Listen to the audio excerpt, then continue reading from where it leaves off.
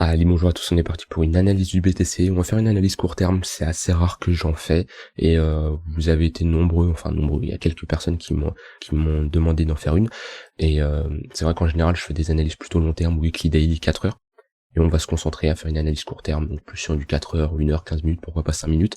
Alors je vais pas lancer des setups de trading en live ou autre, pareil, il y aura pas de conseil en investissement, mais c'est surtout pour voir ma manière d'analyser sur du court terme. Donc voilà, quand la vidéo va sortir, peut-être 1 heure, 2 heures après que je l'ai tournée, il y aura de nouvelles bougies, donc bien sûr que faut s'adapter plus rapidement en court terme que sur du long terme. Enfin, il y a plus de changements entre les biais haussiers et baissiers en fonction de certains indicateurs, voilà, ça change pas mal, mais c'est surtout pour voir ma manière d'analyser et que vous pouvez reproduire bien sûr de votre côté. Mais bien sûr, il n'y aura pas de conseil en investissement ou autre. Donc sur le BTC, déjà en 4 heures, hein, l'analyse court terme, c'est vraiment de l'analyse multi-time frame, donc on va commencer sur une unité de temps, on va dire moyen terme sur du 4 heures, hein, ça sert à rien d'aller voir sur du monthly pour aller chercher du 5 minutes, mais voilà, pour du 5 minutes, on peut commencer sur du 1 heure ou 4 heures. Et ce qui est intéressant à noter, c'est on est toujours dans notre range, mais on a eu un flash sur l'historical volatility qui nous indique tout simplement qu'il y a une faible volatilité.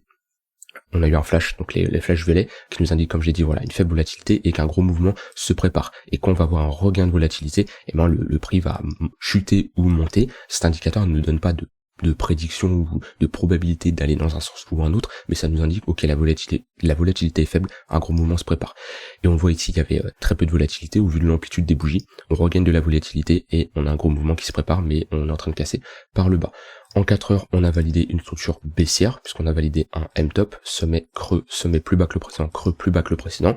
On a clôturé la bougie 4 heures, ici, on a notre ligne de coup qui est ici, et du coup on a des extensions déjà de Fibonacci. Voilà, donc tout ça, c'est un niveau théorique où on peut aller chercher les 1,118 puis les 100% d'extension au niveau des 16 000 $. On pourrait liquider toute cette zone-là, tac. Si on a énormément de stop loss à venir chercher, donc on pourrait tout simplement venir les liquider. En 4 heures, on est toujours dans notre range, ici, borne haute, borne basse, et je l'avais dit dans une vidéo où je parlais un peu de stratégie de range, mais on n'achète jamais le milieu d'un range. Ici, c'est là où tous les gros institutions, là où tous les gros traders en retail, enfin les traders retail qui sont énormément nombreux quand même sur le marché, même s'ils ont des petits montants, ils sont énormes, c'est là où ils achètent en masse, et c'est la pire endroit d'acheter dans un range. Donc quand vous êtes dans un range, vous définissez votre zone basse, votre zone haute, et tout simplement, on short la résistance et on long le support. Voilà, j'en avais parlé dans une vidéo, mais là c'est le pire endroit pour se placer, tout simplement. Parce que tout simplement, les grosses institutions vont attendre pour venir vous liquider plus bas et repartir, et voilà. Et tout simplement, et tout ce cachette au milieu, ils sont liquidés soit ici, voilà, c'est quelque chose de très classique. En court terme, sur le BTC, on se fait toujours, donc on est en 1 heure, on se fait toujours rejeter sur le tunnel H1. J'en avais parlé ici, que tant que le tunnel H1 n'était pas cassé, on était toujours globalement dans cette tendance baissière, même si on a instauré un range, le temps que les tunnels descendent à la baisse, on va tout simplement faire une compression. Ici, on voit qu'on fait des creux de plus en plus haut, et on a le tunnel qui est en train de faire, qui est en train de lider des sommets de plus en plus bas. Et on voit qu'on se fait rejeter. Donc ici, il y avait clairement un setup possible. On voit qu'on se fait rejeter une fois, et quand on y revient deuxième fois, on descend sur une unité de temps un peu plus courte, donc hop, on va aller chercher du 5 minutes, du 15 minutes, on a nos pivots daily et notre tunnel H1 qui est juste ici, et on voit ici qu'on casse le tunnel, le point pivot, on va chercher le tunnel H1, on se fait fortement rejeter, et on voit qu'on clôture ici, alors si je me mets en 1 heure ici, on voit qu'on clôture ici sous le point pivot daily, donc c'est très intéressant, ça veut dire qu'on a des vendeurs qui sont très agressifs et qui ont bien rejeté le prix. On a notre clôture sous le point pivot à minuit ici, donc on a notre ouverture à 23 h et notre clôture à minuit, et on clôture sous le point pivot. Donc on passe en 15 minutes, qu'est-ce qu'on constate à minuit? Hop, on est donc ici, on se fait rejeter sur le point pivot, et on forme un M-top ici, avec en plus un flash du WT cross ici, la petite pastille rouge, qui nous indique c'est simplement une confirmation de momentum bearish.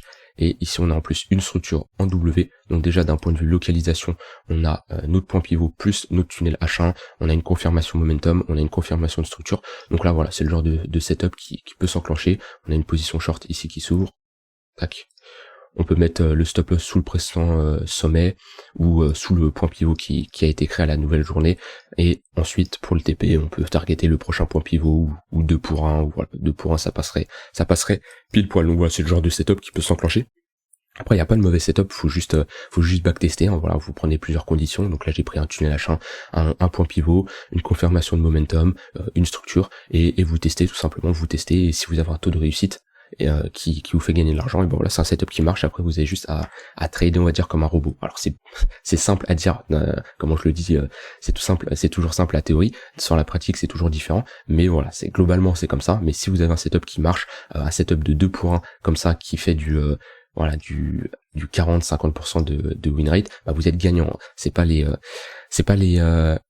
les comptes qu'on voit sur Insta qui vous dites oui, j'ai un setup qui tourne à 90% de win rate, tout ça c'est du pipeau, c'est de la merde, hein, parce que 90% de win rate avec un setup de 2 pour 1, bah vous êtes recruté par les grosses banques, les grosses institutions, parce que vous êtes le meilleur trader. Dites-vous que voilà, les grosses banques, les grosses institutions, ils ont du 50-60% de win rate et ils sont largement rentables. Tout dépend de votre risk reward. Le mec qui a 90% de win rate, ok, t'as 90% de win rate, mais si t'as un risk reward de 0,20, donc tu risques 1 pour gagner, donc tu risques 1% par exemple pour gagner 0,20%, bah super, sauf que sur le long terme t'es clairement perdant. Donc voilà, cherchez vraiment à une target de risk reward réaliste avec votre pourcentage de réussite.